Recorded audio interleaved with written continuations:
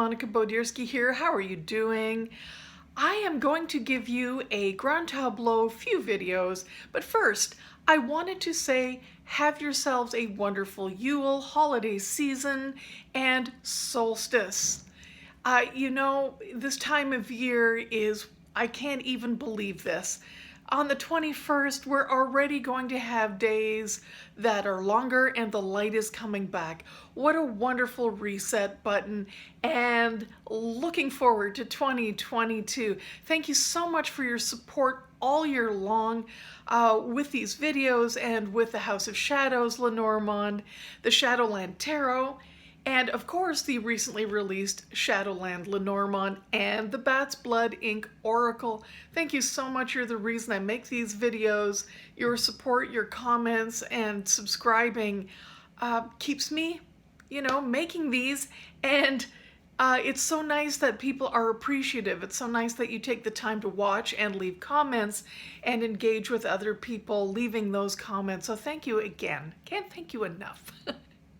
So, without further ado, let's get to part one, because the Grand Tableau is just that, a very big table, and can be very complex and a little bit much in one go. So over the next couple of weeks at least, maybe 2 or 3, I will be sharing some of the ways you can approach reading this way so that it isn't overwhelming or daunting. Okay, everyone, don't forget, subscribe, hit the like, comment, and I'll talk to you soon. Bye-bye. Hey everyone, how are you? Monica Bodierski here, artist and author of primarily Oracle decks. Yes, this is the long-awaited Shadowland Lenormand. We did have a bit of a supply chain issue because of COVID, but Red Feather Mind, Body, and Spirit now has it available. So you can find it at fine retailers everywhere and online. I even have a couple of copies on my site. So, well, we wouldn't be having a Lenormand deck if we couldn't talk about the most famous spread of all, which is the Grand Tableau. I'm going to be showing this over a few videos because when I do this reading style with my clients, it can take a full hour easily to get into all of the nuanced meanings of one large spread. Okay, now it is a general reading and you can locate particular cards that will give you clues about certain things, just like the tree is about your physical well-being. The cards surrounding the tree will tell you a bit more about that, but there is so much more, so we're going to break it down. Okay, so let's just start with this part 1 video. Okay, all 36 cards are spread out this way, face down initially, and then I turn them over. So we have 4 rows of 8 cards and the bottom 4 cards. I know they're a little cut off here, but I will explain and move those up by the time we get to them. Okay, this is as high as my tripod would take this overhead shot. So what you're going to do, I would suggest, is the first thing is do not get overwhelmed. A lot of people think, oh my God, I can't read 36 cards in all of these different positions. Take a deep breath. It's all okay. First thing I do when I'm reading for a client and they have a Grand Tableau reading is locate the seeker card. And the seeker card, generally speaking, is the woman or the man. Now you can use either for either gender.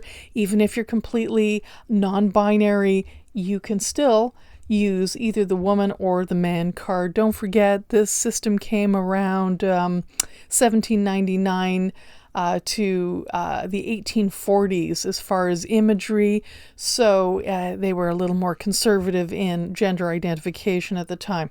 So let's just say, for argument's sake, I choose the woman card. I'm identifying as the spider, actually. Or say my client is. I'm going to take a look at all the cards around that seeker card. So this can fall anywhere after you've shuffled. And when you find it, this is your center point. This is the point at which you're going to, everything is relative to your seeker. or your significator, okay? Also, the other thing is the four corners of the spread. Those four cards for me kind of hold the whole reading together. They are literally cornerstones, okay? And then the bottom four cards for me are the bottom line, literally bottom line that for me, okay? It's kind of a summary, it's kind of advice. So let's start with basic divisions on the grand tableau, and then we can move into just reading a couple of things in here before I move on to a part 2. So after you've located your seeker card, and for this example it will be the woman, we can say things that fall to the left of the woman. This division here will be the past, okay? Just for argument's sake. All the things to the right of this woman are the future. Now, the things that fall below, for me, are both an undercurrent and sometimes subconscious things that occur, and above are either conscious or our higher selves, however you want to see that, okay? So right away you can see that there's definitely more coming up that we need to discuss with our client than what has occurred. However, these things are connected for sure. And also the things above and the things that this person is conscious of are maybe a little less than some subconscious things going on down here. That's not a concern. I mean, we have secret cards show up in corners. We can talk about that, or in different positions, okay? But so you know those basic divisions, I tend to follow those. Also, I tend to read the cards all the way around, the cards that are closest to the woman. Reading by proximity is something unique to Lenormand and some oracles.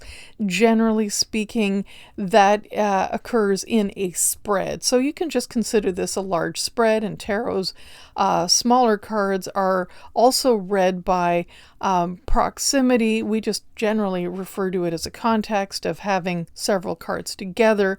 But Lenormand is unique in that it is completely by proximity in the grand tableau. Okay, so by proximity, how close things are, how far away they are. So the cards that are closest to the seeker have the biggest impact at the moment, at the time of the reading.